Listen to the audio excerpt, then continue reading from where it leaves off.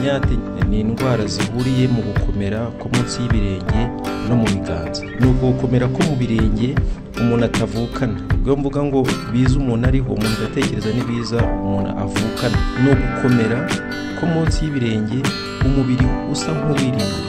Urugero rw'abantu bakina karate, bakora za pompage, ubona ko ukuntu bihari igihe hakomera hakaza ibyo bita ngo za kendos. Ni myologique.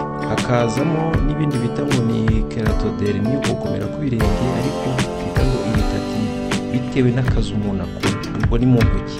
Umuntu yirirwa akoresha, wenda akora nko mu nganda zikora sima n'urugero, kwirirwa akora muri ibyo bintu bitandukanye bikaza gutuma intoki ze n'ubundi zongera zikirinda.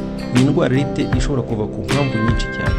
Dushobora kubibona mu giturage, umuntu yise umwanda, nuko agendesha ibirenge, nuko agize gute, birashoboka. Kuko niba ari mekanike, naho ikirenge gifata, buri ikirenge nicyo gitwara ibiro byose by'umuntu. Ushobora kujya kuba umuntu agendesha ibirenge, icyo ni kimwe. Aho agenda, icyo ni icya kabiri. Imiterere y'ikirenge cye, nyaraho ujya kubona ukabona umuntu afite ikirenge gihese cyane, cyangwa afite ikirenge kirambuye cyane, cyangwa se amano arihese cyangwa ararambuye, cyangwa se ikirenge cye kirahengamye.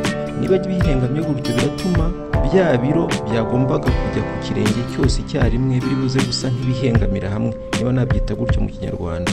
Nibihahengamira niho ka gace kamwe kafashe hasi cyane hazaho ibyo bintu. Ubwo ndibuze guhita ngaruka nuko bishobora kuza bimeze. Bishobora kuza ku bwoko bwinshi bitewe n'aya miterere y'umuntu. N'ibiro nabyo muri rusange bikunda kuza ku gatsintsini inyuma, aho ikirenge kirangirira inyuma, ariko bishobora no kuza ahagana imbere. Gashobora kuza ari kamwe ukabona kafashe nko ku ruhande bitewe n'umuntu afite ikirenge gihengamye. Bishobora no gufata ikirenge cyose kuri wa wundi ufite ikirenge kirambuye cyose gikora hasi. Hari naho bifata ku mano. Ubwo reka mfata urugero nk'abantu bambara inkweto zibafashe cyane, nazo twazishyira muri za keratodermie twita mekanike. Hari urukweto uvuga ngo rwarandiye, burya ni bwa bwirinzi bw'ikirenge contre rwa rukweto rurimo kuhakanda cyane. Nuko gukomera rero, umubiri w'umuntu ugomba kuba supre, ugomba kuba woroshye, kugira ngo niba ugenda ukandagira ni nkarasoro, noneho kwa koroha bivuyeho hahindutse icyo kintu gikomeye, kibaye nk'ikirahure. Nukandagira ibyago birimo biriyongera cyane cyuko hazasaduka. Niba uzajya kubona ukabona habanje hakomeye ariko haraturitse. Ariko ubwo si ibyo gusa, tukiri muri za keratodermie, kwa gukomera ko mu birenge umuntu agira amaze gukura, hari izindi mpamvu nyinshi bishobora kubyitiranya. Bishobora kuba ibibyimba, bishobora kuba ikibazo cya circulation, amaraso atagenda neza, bishobora kuba imisemburo, bishobora kuba ama infection dufata urugero syphilis, bishobora gutera biriya, bishobora kuba amashampi, ibimeme. Donc bashobora kuva ku ndwara zindi zisanzwe zizwi, twita ngo rickets, psoriasis n'ibindi. Bisaba ngo ubaze cyane kugira ngo uzabashe kuvumbura impamvu yabyo. Ese biraryana muga? Yego biraryana. Urumva niba twageze hahandi ikirenge cyakomeye kirasadutse, haza n'ibisebe, haza ashobora kuzamo amaraso, ashobora kuzamo n'amashyira yakurya. Kandi none ubuze kuhakandagiza, niho ubuze kureba umuntu ari buze kugenda asa nk'ufumbagira, arasa nk'ugenda uhengamye. Uretse no mu kirenge gusa bibuze kwadukira bifate n'ahandi ugatangira gukandagira bidakwiye, ariko bishobora no kugira n'ingaruka no ku magufa, mu rukenyerero no mu ivi, kubera ko ntabwo kwa kundi ibiro bigomba kuba bihagaze bigenda yatangiye guhengekamo.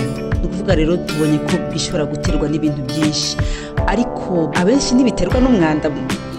Yego hoye, ni uburyo bwo guheza igice kimwe cy'abantu iyo tubyise ngo ni umwanda, kuko gukomera kw'ibirenge kuri mekanike byo kwirwanaho tubibona mu bantu baza kugendesha ibirenge cyane, kandi byakora ko mugira n'umwanda.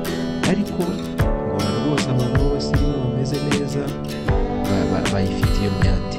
Ubona usanga mu gatsinsino haratangiye gucikamo ibyo bintu by'ibyo twita imyate parallel, aho aza kubwira ngo ati bica amashuka kandi ari umusirimu yambara inkweto. Icyo gihe rero ni ukujya gutekereza ugasohoka muri cya kintu cyo kubyita ngo ni iby'abakene, nuko yagendesheje ibirenge anagenda n'ahantu hari amabuye n'iki, aho ugatangira kujya gushaka indwara. Hari n'abo usanga ari byo mu miryango, ari ukugukomera byo mu miryango, kandi noneho hakaba no gukomera n'ubigendeye no kuri indwara ihari. Hari igihe ubona umuntu yarasataguritse no ku mubiri bikenda kumera nk'imyate. Niriya ni imyate? Ni indwara bita ngo ichthyosis.